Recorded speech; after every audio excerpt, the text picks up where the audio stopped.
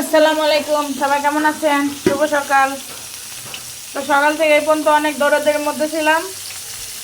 তো ঘুম থেকে উঠেই রান্না টান্না করে বাচ্চা নিয়ে স্কুলে দিয়ে আসলাম। তারপর থালা বাসন মাজতে নিছি।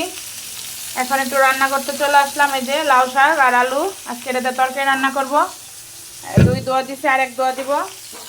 আর এই যে মাছ ভালো করে এখন ভাইজে নিতেছি, পরে ভালো করে তরকারি রান্না করব। আর অবশ্যই মাছ ভাজার আগে কিন্তু হলুদ লবণ মাখিয়ে নিছি। তো আমার কড়াই গরম হয়ে গেছে, তেল দিয়ে দেই। আর এটা সয়াবিন তেল। এবার এই সয়াবিন তেল শেষ হয়ে গেলে সরিষার তেল কিনে আনবো, সয়াবিন আর খাবো না। ঠান্ডা লেগে যাইতেছে সকাল সকাল উঠতে উঠতে। তো এই যে এখানে আছে কাঁচামরিচ ফালি, পেঁয়াজ কুচি, আর আছে জিরা আর রসুন বাটা। তো আমি প্রথমে পেঁয়াজ দিয়ে দিই।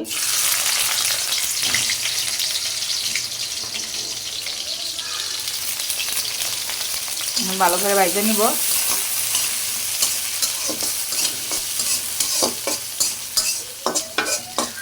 তো পেঁয়াজটা ভাজা হোক ভালো করে। তো দেখেন আমার পেঁয়াজ কিন্তু ভালো করে ভাজা হয়ে গেছে। এখন আমি দিয়ে দিব রসুন বাটা, দিব জিরা বাটা।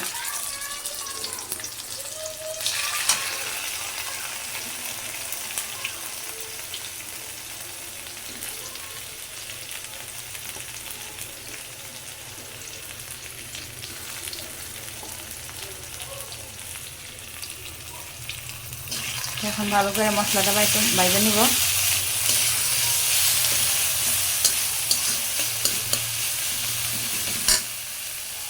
তো আপনারা তো জানেনই, আমরা কিন্তু নতুন বাসায় উঠেছি।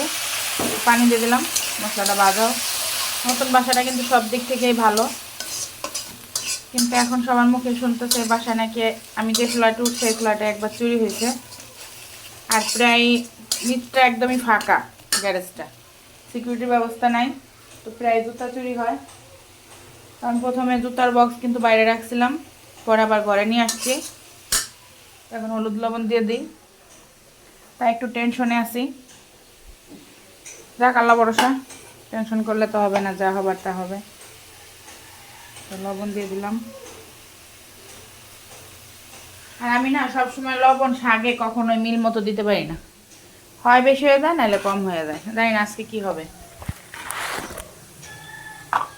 তো আন্নাসমণিতে স্কুলে, আর রাত্রে একদম আসিয়ামনের অবস্থা খুব খারাপ হয়ে গেছিল। ওর ঠান্ডা লাগলে নিঃশ্বাস নিতে অনেকটা কষ্ট হয়। তো ওই কথা বলতে কিন্তু হলুদ দিয়ে দিলাম, লবণও দিয়ে দিছি। এখন কিছু কাঁচামরিচ দিয়ে দিব, শুকনা মরিচ দিব না আজকে। এখন ভালো করে মশলাটা ভাজা নিব। এদিকটা আমার মশলা কিন্তু প্রায় ভাজা ভাজা হয়ে যাইতেছে। আর এদিকে দেখেন আমি কিন্তু এই যে শাক সুন্দর করে কাইটা ধুয়ে নিছি। আর নতুন আলুতে কিন্তু অনেক পরিমাণ বালু থাকে, তো আপনারা বেশি করে ধুয়ে নেবেন। আর শাক সবসময় 3 দোয়া দেওয়ার চেষ্টা করবেন। আমি তো শাক 3 দোয়া দিছি।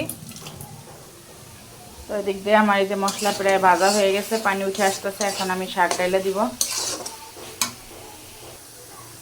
এখন শাক দিয়ে দিই। শাকসবজি খাইতে আমার খুব ভালো লাগে, কিন্তু আমার বাচ্চারা খাইতে চায় না। আর যেহেতু তোর বাবা বাসায় থাকে না, তো একটা জিনিস রান্না করলে আমার একাই লাস্টে খাওয়া লাগে। এই জন্য আমার বিরক্ত লাগে খুব।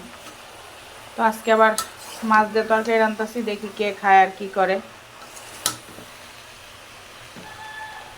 এখন ভালো করে নাড়াচাড়া করে মিলিয়ে নিব, দিয়ে ঢাকা দিয়ে থাকবো।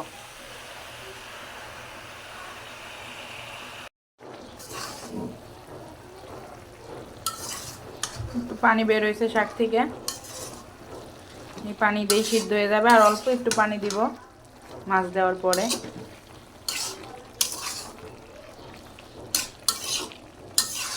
কালারটা তো কিন্তু সুন্দর আসছে। এখন জানি না খাইতে কেমন হবে, লবণ টবণ কি অবস্থা।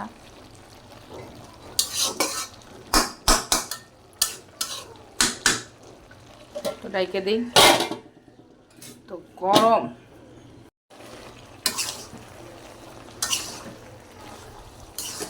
তো দেখতে দেখতে কিন্তু আমার কষানো প্রায় হয়ে গেছে শাক। এই যে আলুও প্রায় সেদ্ধ হয়ে গেছে।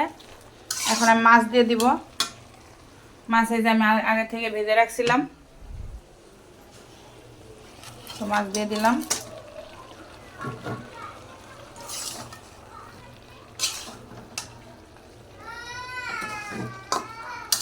এখন জাস্ট একটু পানি দিয়ে দিব জলের।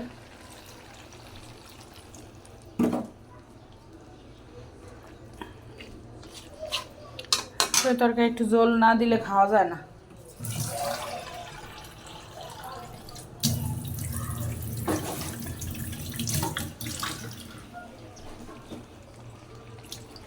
ব্যাস, এখন এই পানিটুক টানবে, প্লাস শাক সিদ্ধ হবে, তারপর চাল দিয়ে দিব। আর আজকে আছে বেগুন ভর্তার সাথে। তো ঠিক আছে, তো কথা বলতে বলতে কিন্তু আমার রান্না শেষ।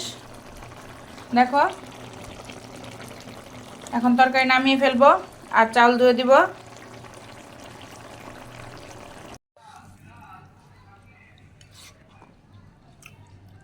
কি খাচ্ছ? মাছ তরকারি ভালো আছে। ভাত।